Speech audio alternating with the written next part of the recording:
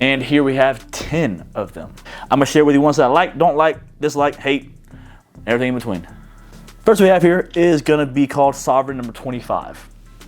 This is a clone of Millésime Impériale from the House of Creed. This is a smokier version of that. It lasts, just as long, but it's definitely smokier, more masculine. It's one that I really enjoy to wear, obviously due to the fresh nuances of it, but there's fruity smokiness that's there that makes it really inviting, and this, every time I've worn it, a very positive experience. The one thing that I don't like about this necessarily is that I wish that certain sweetness that was in Millésime Impériale, that gives it a bit, of that oomph, I wish that was in this. But for 30 bucks compared to 300 bucks, this is a solid bet here.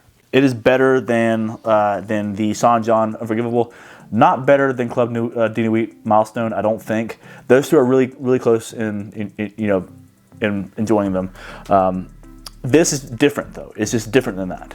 I do happen to prefer wearing this one over that. So take that as you may.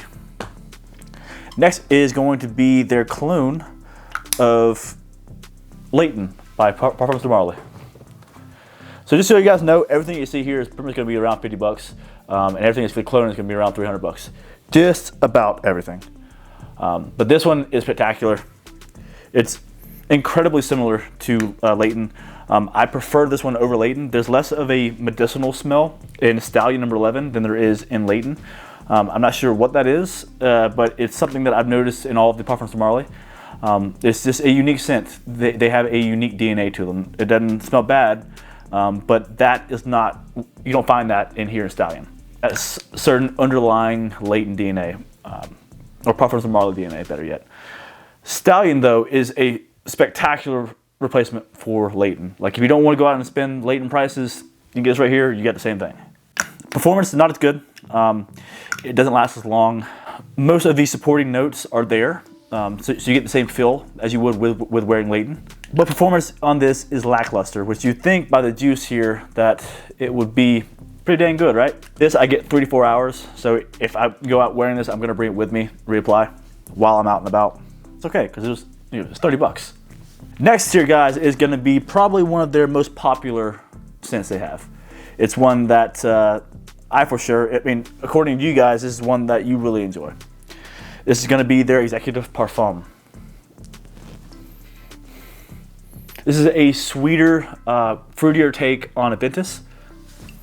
Not like Pineapple Vintage Intense or anything like that. It's not super pineapple heavy, and it's not super sweet in the opening. But there's a bit more range to this version than the original. The original, to me, really has a cluster of notes. The original Executive just has a cluster of notes, and it comes across kind of messy. They hit the lab again, and they came back with this.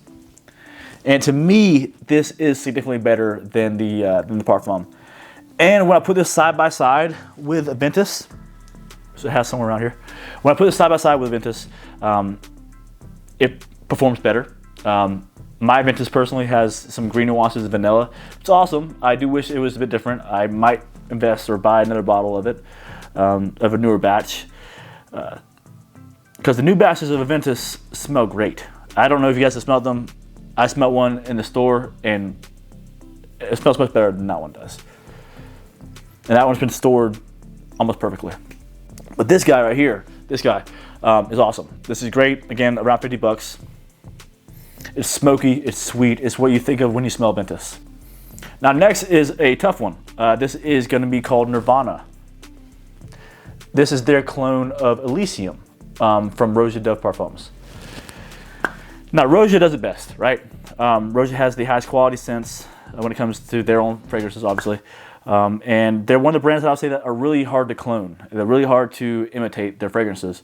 And this is not their best, right? It smells like Elysium, but again, it lacks that depth, it lacks that longevity, it lacks that performance, and it lacks that character to it. But if all you want is that initial opening, brisk opening of Elysium, maybe not as high quality, there you go. 30 bucks compared to 300 bucks. So it's all about the quality of your collection here, guys. It's not necessarily about, this adds a lot of quantity, right? You can have 100 different scents, all ranging 30 to 50 bucks. Or you can have a bomb-ass collection of a lot of really nice fragrances, or a few, and just have something that's impressive, versus having just way too many colognes, which this can kind of lead to. Buying colognes can be, you know, awesome for people that just like fragrances, but they add up real quick. They add up in terms of the collection and space. They add up real quick. But yes, Nirvana is awesome.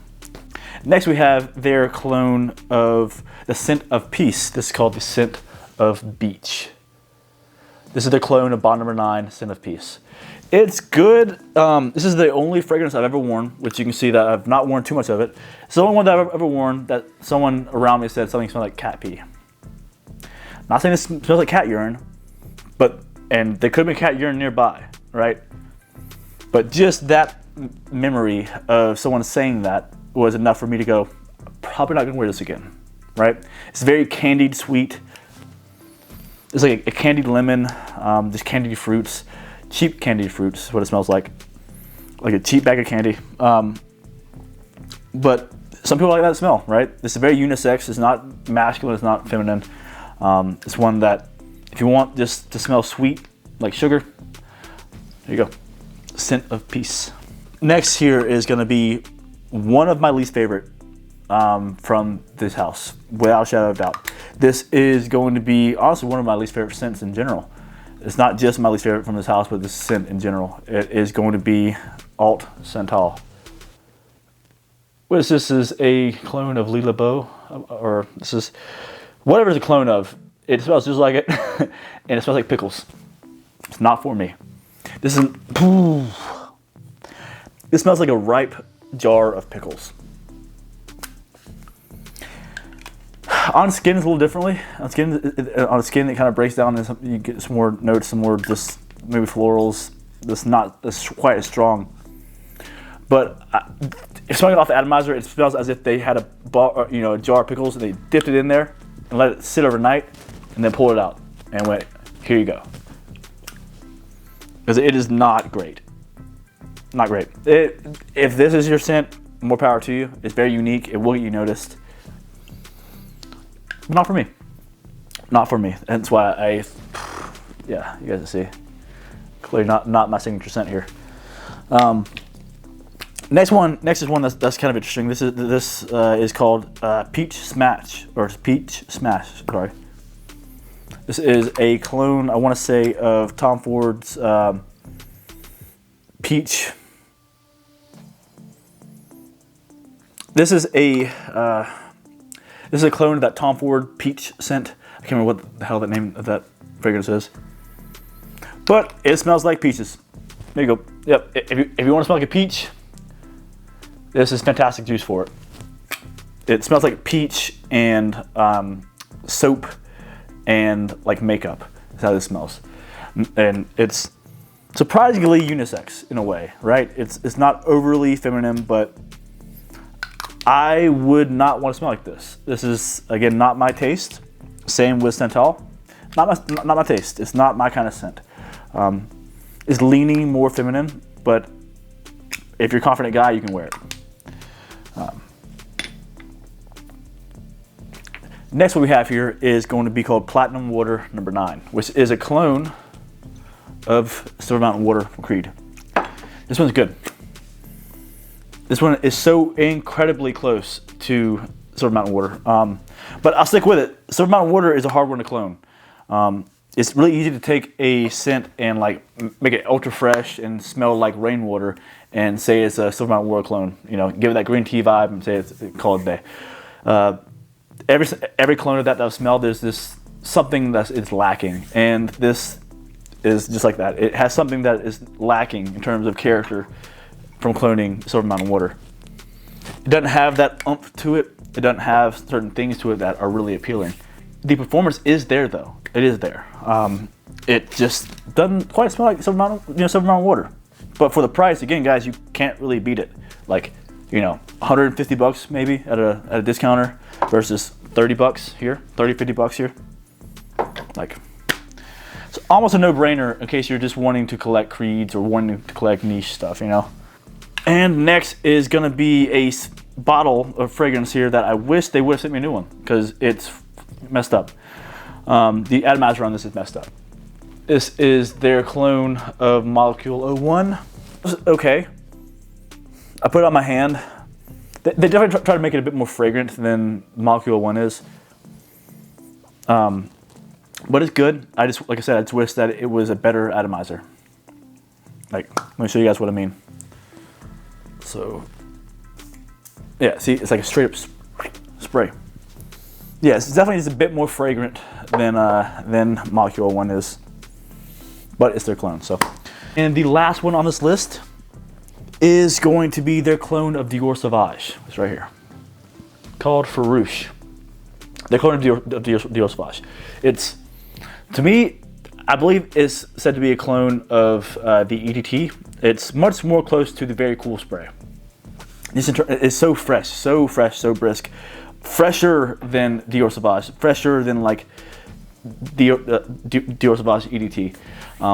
And the only thing I can put in line with that is going to be the Very Cool spray. This doesn't last as long. It's a bit less abrasive in the air, but it's a good substitute if you're looking for the Dior Sauvage DNA. But guys, that's that. I hope you have enjoyed this video. Like I said, all these that were sent to me at one point for review, and I don't really know where I stand with all fragrances right now. But like I said, you guys have been searching these videos on my page, so I decided that I'd give you guys what you were wanting to see. So guys, that's that. Until next time, or until tomorrow, I'll see you.